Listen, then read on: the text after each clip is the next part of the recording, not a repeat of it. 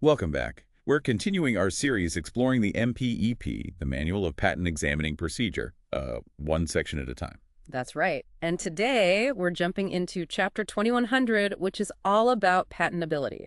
Specifically, Section 2113. This one deals with product-by-process claims. So for you, the listener, looking to get a handle on this, we're going to unpack what these are. And crucially, why getting a patent for them really hinges on the product itself, not, just the recipe for making it. Exactly. Our main source, as always, is the MP key itself, along with related updates. So let's get started. What exactly are these product-by-process claims? Okay, so basically, they're patent claims where you define a product partly or wholly by the actual steps you use to make it. By the process. Makes sense. Yeah, but here's the twist, and it's important. The patentability, whether you can actually get the patent, it doesn't really depend on how new or clever that process is. Oh, okay. So you could have a revolutionary new way of making something, but that doesn't automatically mean the thing you made is patentable using this type of claim. Precisely. The MPEP, and this is backed up by, well, a lot of court decisions, makes it really clear.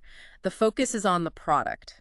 Is it new? Is it non-obvious compared to what already exists? The prior art. So it's about the end result. Exactly. Yeah. The Federal Circuit has looked at this multiple times. Cases like Inree Thorpe, Amgen, United Therapeutics, they all reinforce this. Right. They all say the product stands on its own for patentability. Yeah. Even if something was made using a totally different method in the past, if the resulting product is the same or just an obvious variation, it can block your product by process claim. Okay, let me try an example. Say I invent a super efficient, completely new way to synthesize plain old aspirin. Okay. Can I get a product by process claim on the aspirin produced by my new method? Well, probably not for the aspirin itself, because aspirin, the chemical compound, acetylsalicylic acid, is obviously very well known. Right. Even if your process is groundbreaking, worthy of its own patent maybe, the claim on the product defined by that process would likely fail because the product itself isn't new or non-obvious. Got it. So the process novelty doesn't save the product claim if the product is old news. That's the general rule, yes. But then, when does the process part matter for these claims? You said it defines the product. It matters, especially when the product has certain characteristics, maybe a unique structure, that you really can't describe adequately without referring to how it was made. Ah, so the process becomes part of the definition because there's no other good way to define that specific structure or property. Exactly. Sometimes the manufacturing steps impart unique features. Think about complex materials science, maybe. Okay. But even then, even when the process is essential to defining the product, the ultimate test, the thing the examiner looks at, is this specific product defined this way actually new and non-obvious over the prior art? The product's identity remains key. Okay, now, let's switch gears slightly. Infringement. This is different, right? Hugely different. And this is where it gets kind of interesting strategically. How so? Well, while patentability is broad looking at the product, regardless of how other people made it, infringement of a product by process claim is much narrower. Narrower how? To infringe your patent, someone has to make the same product using the same process that you've actually claimed in your patent. Wait, really? So if someone figures out a totally different way to make my exact same end product? They likely wouldn't be infringing your product by process claim. Wow. Okay, that's a major limitation. It is. It means if someone reverse engineers your product and finds a different synthesis route, for instance, your product by process claim might not stop them. It's why sometimes claiming the process itself, if novel, is also important. Right, that makes sense.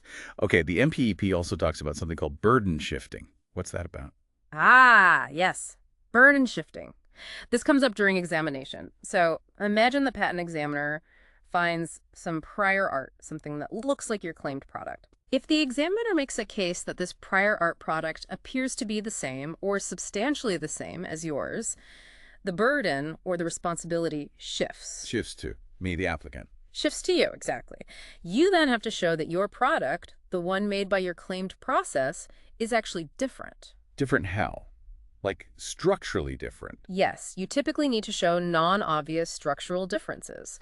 Or maybe you could show it has unexpected properties that the prior art product doesn't have, and these properties result from your specific process. So just saying my process is different isn't enough. Not usually, no. You need to point to a concrete difference in the product itself that makes it non-obvious compared to that prior art product. There are cases mentioned, like in Ramorosi and Ex parte Gray, where applicants couldn't quite make that showing. They couldn't prove those unexpected properties or unique structures. So the burden is really on the applicant to prove a meaningful product difference once the examiner raises a prima facie case. Correct. It comes back to the product's characteristics. Okay. And what about these dual grounds for rejection mentioned in the manual? Right. So the USPTO can reject a product by process claim based on the product itself using either or both of the main patentability hurdles. Section 102, which is anticipation. Meaning the exact same product already exists? Yes. Or Section 103, which is obviousness. Meaning the product would have been an obvious modification of something that exists. Exactly. And they can issue a rejection listing both as alternative grounds. So they might say, we think this product is anticipated by reference A, but even if it's not identical, it would have been obvious in view of reference A, possibly combined with reference B. And that's okay as long as they explain both reasons. Yes. The courts, like in Brown, have said this dual ground approach is fine, provided the examiner explains the rationale for each rejection clearly. The office doesn't have to, go into a lab and try to make the prior art product using different methods to prove it's identical. They can rely on reasonable assumptions of structural similarity. Okay, so pulling this all together, what does this mean for you, our listener, if you're an inventor or maybe be patent agent or attorney? Well, I think the big takeaway is that understanding this distinction is absolutely crucial if you're dealing with inventions where the process is key. You really need to know how these claims are examined and enforced. Definitely. It means you have to do your homework. Don't just research other processes. You need to intensely research existing products. Is something out there already structurally the same or very similar, even if it was made differently? Because that existing product could block your product by process claim. Correct. And it also affects your claim strategy, right? If your product's novelty truly lies in features only definable by the process, maybe you need that product by process claim. But you have to be aware of the narrower infringement scope. You might need to consider claiming the process separately if that's novel too. Absolutely. Sometimes a process claim gives broader protection against anyone using that specific method, regardless of slight product variations. It's about choosing the right tool for the job. So wrapping up, it seems the core message from MPEP 2113 is pretty clear. For product by process claims, patentability lives or dies with the product. That's the bottom line. The how might be innovative, might even be patentable in its own right as a process, but for this type of claim, it's all about the what. Is the resulting product itself new and non-obvious? It touches on those fundamental patent concepts, doesn't it? Yeah. Novelty, non-obviousness, and that careful balancing act the patent system tries to achieve. Rewarding genuine invention while keeping building blocks available. So maybe a final thought for you to consider. What happens at the fringes? Think about those situations where a product truly cannot be described in any other way except by its process. How does that challenge the system, or what unique strategic opportunities might arise there? Something to mull over. Definitely an area with nuance. And just a reminder for everyone listening, this summary is part of our ongoing educational series, Exploring the MPEP. We should also mention our thanks to Mike Shepard, the creative director whose vision helps make this series possible. And the usual disclaimer.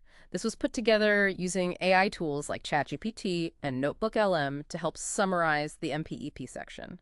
It's for information and education, not legal advice. Absolutely. For anything definitive, always go to the official MPEP text or consult with a registered patent practitioner. Couldn't agree more. Great. Well, that covers section 2113. Join us next time as we continue our deep dive into the MPEP.